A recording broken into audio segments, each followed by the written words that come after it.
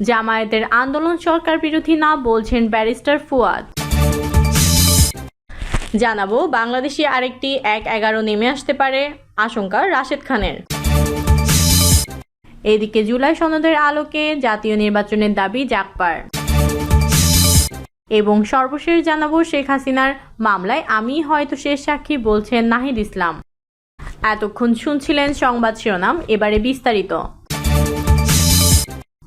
জামায়াতের আন্দোলন সরকার বিরোধী না বলছেন ব্যারিস্টার ফুয়াদ। ৫ দাবি নিয়ে আন্দোলনে নামছে বাংলাদেশে জামায়াতে ইসলাম।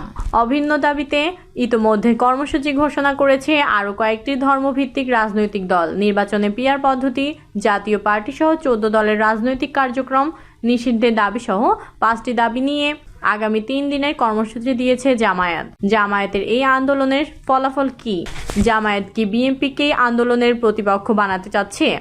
এসব প্রশ্নের জবাবে এবি পার্টির সাধারণ সম্পাদক ব্যারিস্টার আসাদুজ্জামান ফুয়াদ বলেন, প্রত্যেকটা দলের পৃথক পৃথক নিজস্ব রাজনীতি আছে। এটি গণতান্ত্রিক ফ্রেমের বাইরে না। তাদের যে দাবি সেগুলো কোনোটাই নতুন না। পিআর পদ্ধতি জাতীয় পার্টি ইস্যু। জুলাই সনদের বাস্তবায়নের পদ্ধতি নিয়ে আমরা রাজনৈতিক দলগুলোর মধ্যে কয়েক মাস ধরে আলোচনা হচ্ছে কোনটিতে আমরা একমত হব এবং বাস্তবায়ন কিভাবে হবে। তিনি আরও বলেন, প্রত্যেকটা ইস্যুর মধ্যে দূরত্ব বেশি না। ঐকমত্য কমিশনে পিআর পদ্ধতি নিয়ে কয়েকটি রাজনৈতিক দল আলোচনা করেছে। উচ্চকক্ষ নিম্নকক্ষে সর্বক্ষেত্রে ভোটের পিআর এজেন্ডাভুক্ত করা যায় কিনা।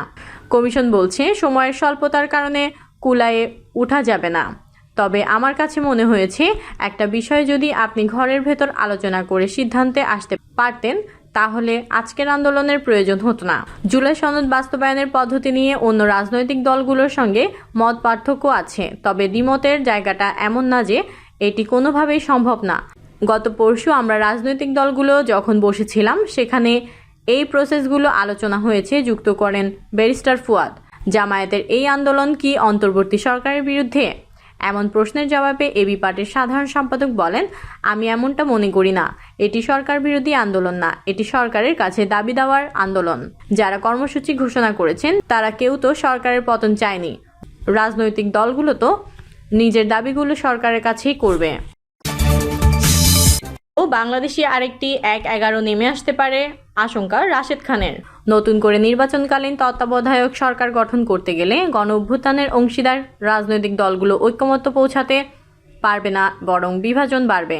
সেই সুযোগে বাংলাদেশে আরেকটি ১/১১ নেমে আসবে বলেছেন রাশেদ খান। ফেসবুকে দেওয়া এক পোস্টে এমন মন্তব্য করেন গণ অধিকার পরিষদের সাধারণ সম্পাদক রাশেদ খান। গণ অধিকার পরিষদের সাধারণ সম্পাদক রাশেদ খান বলেছেন, ডক্টর মোহাম্মদ ইউনূস স্যারের সমালোচনা আমিও করেছি, সামনেও করব, কিন্তু তাকে দায়িত্ব থেকে সরিয়ে কিংবা অন্তর্বর্তীকালীন সরকার ভেঙে দিয়ে তত্ত্বাবধায়ক সরকার গঠনের পক্ষে আমি নই।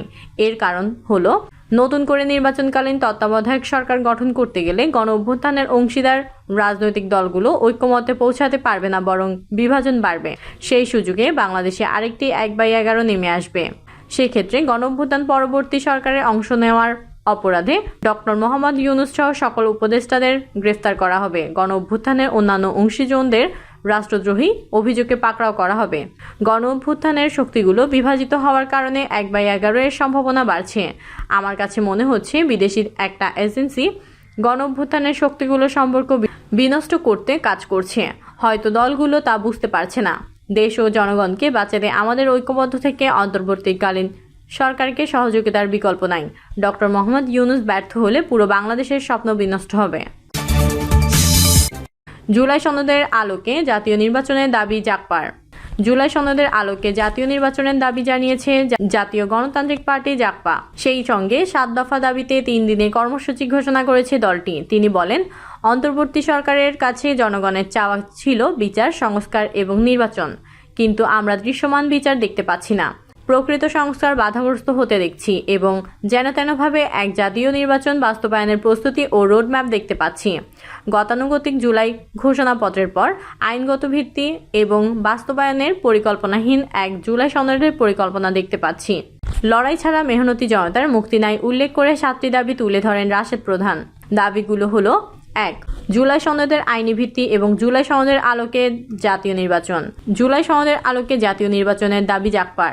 শুধু আওয়ামী লীগ বললে খুলে দেওয়া হচ্ছে ভারতের বর্ডার। ২. শেখ হাসিনাকে ভারত থেকে ফিরিয়ে এনে বিচারের মুখোমুখি করার জন্য কার্যকরী পদক্ষেপ গ্রহণ।